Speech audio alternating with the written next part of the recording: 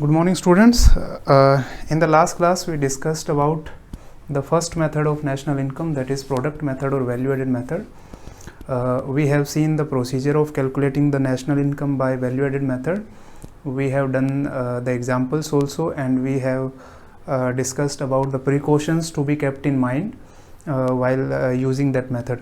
तो हर एक मेथड जो तीन मेथड हैं, जो वैल्यू एडेड मेथड है, इनकम मेथड जो आज दूसरा है, और एक्सपेंडिचर मेथड, तीनों में हमें प्रोसीजर याद रखना है, एग्जांपल्स करने हैं उनके बेस पे, और प्रिकॉशंस याद रखना है. सो सेकंड मेथड की तरफ चलते हैं, that is income method. Income method में नेशनल इनकम कैसे कैलकुलेट करते हैं? National income is calculated in terms of factor payments.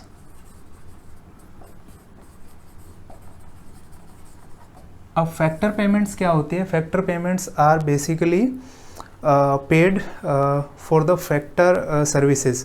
जैसे कोई भी हाउस होल्ड है वो लेबर प्रोवाइड करेगा, लैंड प्रोवाइड करेगा, कैपिटल प्रोवाइड करेगा, और एंटरप्रेन्योरशिप प्रोवाइड करेगा. तो ये हैं फैक्टर सर्विसेज, और इनके बदले में जो उनको पैसा मिलेगा, लेबर के बदले में वेजेस मिलेगा, लैंड के बदले में इनको रेंट मिलेगा, कैपिटल के बदले में इंटरेस्ट मिलेगा, और एंटरप्रेन्योरशिप के बदले में उनको प्रॉफिट मिलेगा. सो इनका जो सम टोटल है, इस मेथड में हम वेजेस, रेंट, इंटरेस्ट और प्रॉफिट, इन सब को ऐड करके नेशनल इनकम काउंट करेंगे, एस्टिमेट करेंगे. और इस मेथड के दो तीन और भी नाम हैं. इसको डिस्ट्रीब्यूटेड शेयर मेथड भी कह देते हैं, और इसका एक और नाम है, it is also called age factor payment method. Distributed share method and factor payment method, तो बेसिकली मेनली जो है वो यही नाम यूज़ करते हैं, दैट इज़ इनकम मेथड. लेकिन इसके अलावा ये दो नाम भी अगर कभी कभार आ जाएं तो हमें कंफ्यूज नहीं होना है कि ये कौन सा मेथड है, वो याद रखना है. सो इनकम मेथड में, जैसे वैल्यू एडेड मेथड में किस तरह से नेशनल इनकम काउंट करी थी, जो वैल्यू एडेड है at each level of production activity, उसको कैलकुलेट करके हमने सबसे पहले जीडीपी एमपी पे पहुंचे थे, फिर उसको कैलकुलेट करते करते आगे जो है वो नेशनल इनकम पे पहुंच गए थे. लेकिन इसमें इस मेथड में हम क्या करेंगे, जो भी फैक्टर इनकम्स हैं उनको ऐड करेंगे, फिर एक एग्रीगेट पे पहुंचेंगे, और उसको बाद में हम कन्वर्ट कर लेंगे नेशनल इनकम में, दैट इज़ एनएनपी-एफसी में. So let us see the procedure first. Procedure देखते हैं. आज हम खाली ये डिस्कस करेंगे कि नेशनल इनकम मेथड से कैसे कैलकुलेट करते हैं. So let us look at the procedure.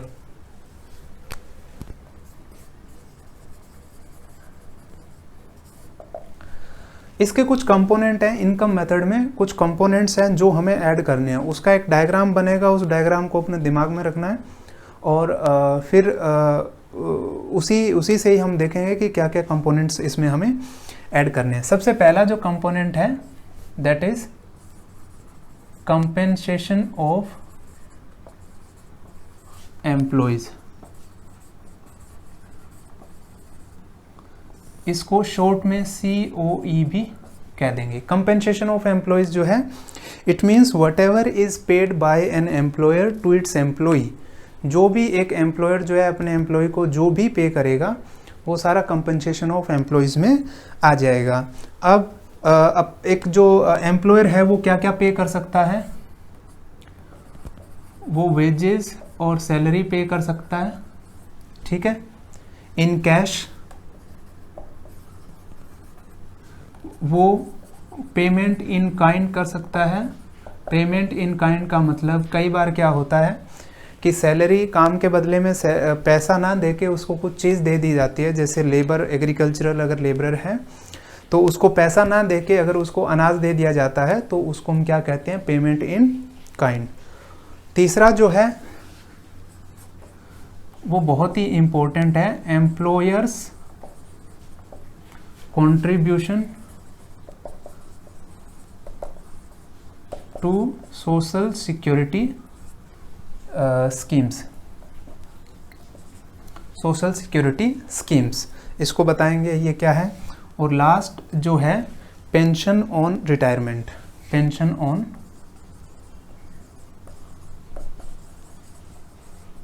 Retirement. तो वेजेस और सैलरी इन कैश ये तो समझ में आ गया है। वेजेस या सैलरी, वेजेस जो है कैजुअल स्टाफ को देते हैं पर डे के हिसाब से हो सकता है। सैलरी जो है परमानेंट स्टाफ के लिए होती है, परमानेंट एम्प्लॉयज़ के लिए। इनको कैश में जो सैलरी दी है, कैश का मतलब ऐसा नहीं है कि कैश जो हम डेली उसमें यूज़ करते हैं लैंग्वेज में, कैश का मतलब वो नहीं है। कैश का मतलब उनको काम के बदले में पैसा दिया जाता है। पेमेंट इन काइंड का मतलब काम के बदले में पैसा ना दे के कुछ चीज़ दे दी जाती है। तीसरा है employers contribution to social security schemes. अगर आपके पेरेंट्स अगर जॉब में हैं, चाहे वो गवर्नमेंट हो चाहे प्राइवेट हो, तो उसमें जो एम्प्लॉयर होता है, क्योंकि there are many social security schemes, बहुत सारी सोशल सिक्योरिटी स्कीम्स हैं। जैसे एक लड़कियों के लिए चलती है आपका सुकन्या समृद्धि योजना है, और जैसे हम लोगों का है वो नेशनल पेंशन स्कीम है। तो सोशल सिक्योरिटी स्कीम का मतलब ऐसी स्कीम है जिसमें आज हम पैसा डाल रहे हैं, इन्वेस्ट कर रहे हैं, और कुछ साल के बाद उससे कुछ हमें रिटर्न मिलेगा। कुछ सालों के बाद उसमें जो हमने पैसा डाला है प्लस इंटरेस्ट, हमें कुछ अमाउंट जो है लमसम अमाउंट हमें आफ्टर सर्टेन ईयर वो मिल जाएगा। वो सोशल सिक्योरिटी स्कीम्स है। तो कई बार क्या होता है, ऐसी सोशल सिक्योरिटी स्कीम में एम्प्लॉयर जो होता है वो एम्प्लॉई के अकाउंट में कुछ पैसा डालता है अपनी तरफ से। फॉर एग्जाम्पल, हमारा नेशनल पेंशन स्कीम जो है, न्यू पेंशन स्कीम जो है,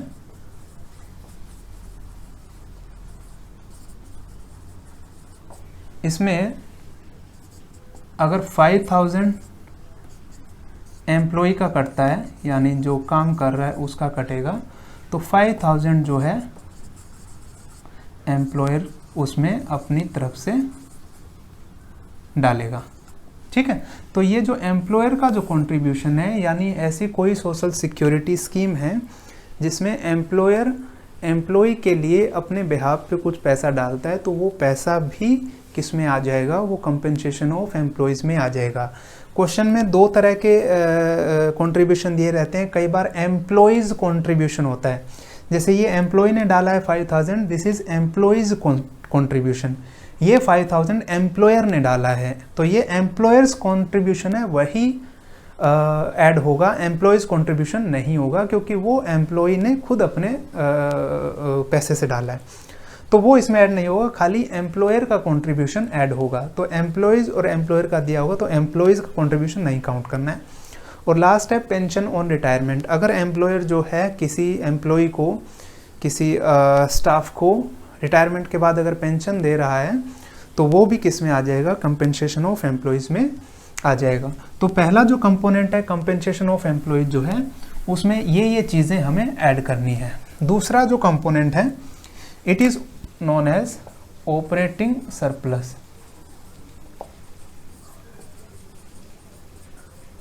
इसको शॉर्ट फॉर्म में ओएस बोलेंगे। ऑपरेटिंग सरप्लस का मतलब है प्रोडक्शन एक्टिविटी में जो भी सरप्लस होगा, जो भी फायदा हो रहा है, उसको ऑपरेटिंग सरप्लस बोलते हैं। और ऑपरेटिंग सरप्लस के फर्दर देर आर 3 पार्ट्स। इसमें 3 पार्ट है ऑपरेटिंग सरप्लस के। Rent, interest and profit. Rent के लिए हम आर यूज़ कर सकते हैं, इंटरेस्ट के लिए ई, और प्रॉफिट के लिए पी। तो RIP जो है, these 3 are components of OS। ठीक है, रेंट किसके बदले में मिलेगा, लैंड के बदले में। इंटरेस्ट कैपिटल, यानी किसी ने पैसा उधार दिया है तो उसको उसके बदले में क्या मिलता है, इंटरेस्ट मिलता है। और प्रॉफिट जो है, प्रॉफिट किस लिए मिलता है, एंटरप्रेन्योरशिप के लिए। तो जैसा मैंने बताया था, इनकम मेथड में हमें क्या क्या चीज़ें ऐड करनी है, rent, interest, profit and wages या सैलरीज करनी है। तो पहला जो कंपोनेंट है वो तो वेजेस या सैलरी को कवर कर रहा है। ये सारे वेजेस या सैलरी में ही आ जाता है सब कुछ। दूसरा जो कंपोनेंट है उसमें जो बाकी 3 बचे हुए फैक्टर जो पेमेंट्स हैं यानी रेंट, इंटरेस्ट और प्रॉफिट वो आ गए। अब प्रॉफिट के 3 पार्ट्स होते हैं। Profit further is divided into 3 parts. पहला है डिविडेंड और दूसरा जो है वो है कॉरपोरेट टैक्स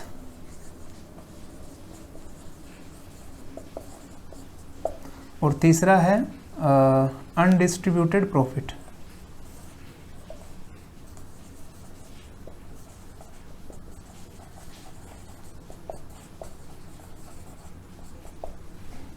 ये डिविडेंड है, कॉरपोरेट टैक्स है और ये अनडिस्ट्रीब्यूटेड प्रॉफिट है।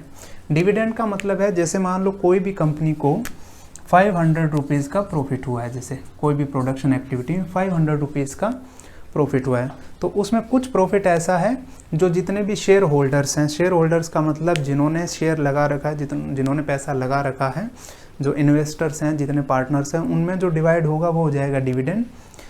फिर कुछ पैसा जो बचेगा बाकी उसमें से कुछ कॉरपोरेट टैक्स में चला जाता है, मतलब it is the tax which is paid by that particular company और organisation to the government in forms of corporate tax, ये हो जाएगा। और लास्ट वाला है अनडिस्ट्रीब्यूटेड प्रॉफिट, और ये वो जो प्रॉफिट है जो फ्यूचर पर्पस के लिए, क्योंकि ये प्रोडक्शन एक्टिविटी दोबारा भी होनी है, नेक्स्ट सीजन में होगी, नेक्स्ट टाइम जब इसका प्रोडक्शन होगा तो उसके लिए पैसा कहाँ आएगा, उसके लिए ये पैसा जो है अनडिस्ट्रीब्यूटेड प्रॉफिट ये अपने लिए रखा जाता है। तो प्रॉफिट तीन पार्ट हो गए। Dividend which is distributed among the shareholders, ये है corporate tax, it is paid to the government in the form of corporate tax. और तीसरा है अनडिस्ट्रीब्यूटेड प्रॉफिट, या इसको सेविंग्स भी बोल देते हैं, कॉरपोरेट सेविंग भी बोल देते हैं। ये वो पार्ट है प्रॉफिट का जो फ्यूचर पर्पस के लिए उसको सेव करके रखा जाता है। सो डिविडेंड है, it is that part of profit which is distributed among share holders, it is called distributed profit. इसको डिविडेंड को डिस्ट्रीब्यूटेड प्रॉफिट भी बोल देते हैं क्योंकि डिस्ट्रीब्यूट हो जाता है। कॉरपोरेट टैक्स है, ये एक तरह का टैक्स है जो कॉरपोरेट प्रॉफिट टैक्स भी बोल देते हैं और कॉरपोरेट टैक्स भी बोल देते हैं, जो एक ऑर्गेनाइजेशन है जो गवर्नमेंट को पे करता है अपने बिहाफ पे in the form of profit tax. और तीसरा जो है अनडिस्ट्रीब्यूटेड प्रॉफिट है, it is also known as the corporate saving. ये फ्यूचर पर्पस के लिए एक ऑर्गेनाइजेशन अपने पास रखता है जिसको फ्यूचर पर्पस के लिए नेक्स्ट टाइम जब प्रोडक्शन होगा तो उसके लिए इसको यूज़ कर सकते हैं। तीसरा जो कंपोनेंट है इनकम मेथड का वो है मिक्स्ड इनकम।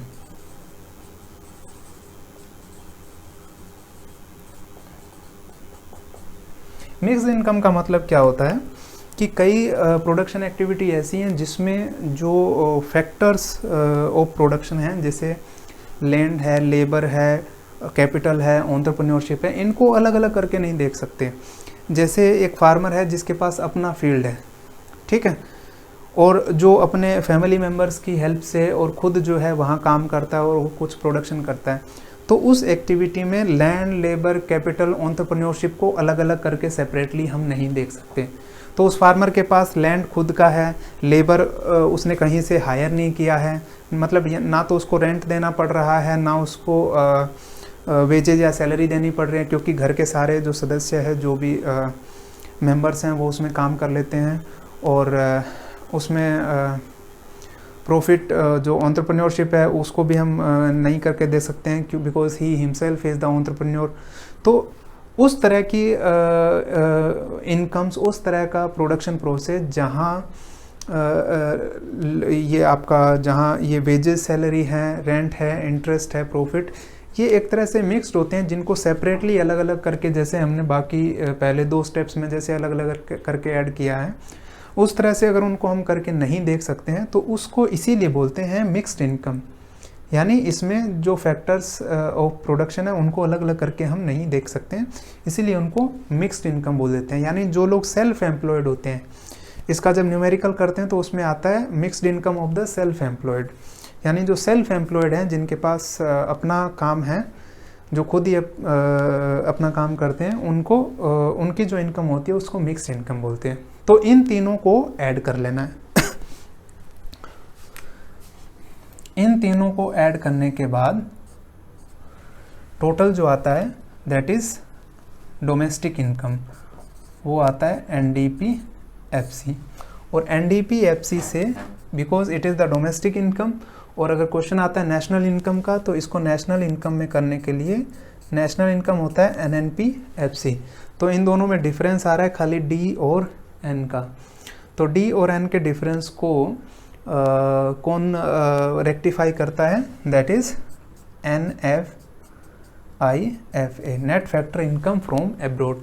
अगर NFIFA दे रखा है तो इसको सिंपली ऐड कर देना है। अगर फैक्टर इनकम फ्रॉम एब्रोड और फैक्टर इनकम टू एब्रोड अलग अलग दे रखा है तो उन दोनों का डिफरेंस जो है यहाँ ऐड कर देंगे to convert domestic income into national income. It is the national income and it is the domestic income। ठीक है, तो डोमेस्टिक इनकम को नेशनल इनकम में हमने कन्वर्ट कर दिया है। तो सबसे पहले क्या करना है, जो भी क्वेश्चन दिया होगा उसमें एक कंपोनेंट्स देखने। एक चीज़ जो बहुत इंपॉर्टेंट है, जो गलती होती है जहाँ उसको हमें उसको देखना है, इस चार्ट को इसी तरह से ही याद करना है। पहले COE आएगा, फिर उसके बाद OS है, फिर उसके बाद MI है। और एक चीज़ जो इम्पोर्टेंट है, जो याद रखनी है, जो जिससे गलती होती है बार बार, वो ये है कि ये होल है और ये इसके पार्ट्स हैं। जैसे पहला जो COE है उसके 4 पार्ट हैं, 1 2 3 4। अगर COE दे रखा है, अगर COE दे रखा है तो इनमें से भी अगर कोई कंपोनेंट दे रखा है तो once COE is given we need not add any of these separately। अगर COE दे दिया तो इनको ऐड करने की ज़रूरत नहीं है। सिमिलरली अगर OS दे रखा है तो रेंट इंटरेस्ट प्रॉफिट अगर दे भी रखे हैं तो उनको ऐड करने की ज़रूरत नहीं है। सिमिलरली अगर प्रॉफिट दे रखा है, ठीक है, तो डिविडेंड्स, कॉरपोरेट प्रॉफिट टैक्स और अनडिस्ट्रीब्यूटेड प्रॉफिट, इन तीनों को ऐड करने की ज़रूरत नहीं है। क्यों? क्योंकि ये इसके पार्ट्स हैं और प्रॉफिट ऑपरेटिंग सरप्लस का पार्ट्स है। तो अगर OS दे रखा है, फॉर एग्जांपल OS दे रखा है, तो इन चीज़ों को कहीं ऐड करने की ज़रूरत नहीं है। यही गलती होती है।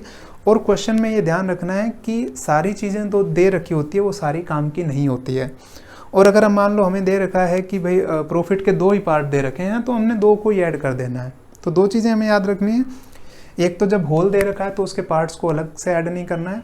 और दूसरी चीज़ जो हमें याद रखनी है कि जितनी चीज़ें दे रखी है उतनों को ही यूज़ करना है, जो जो हमारे काम की है। अगर कोई चीज़ नहीं दे रखी है तो उसको मान के चलेंगे कि इट इज़ 0। और जो सारी चीज़ें दे रखी है वो ज़रूरी नहीं है कि उसमें यूज़ होंगी ही होंगी। ठीक है, so this is all about the procedure of income method. In the next class we will take up 1 or 2 example to clearly understand this procedure of income method. Thank you.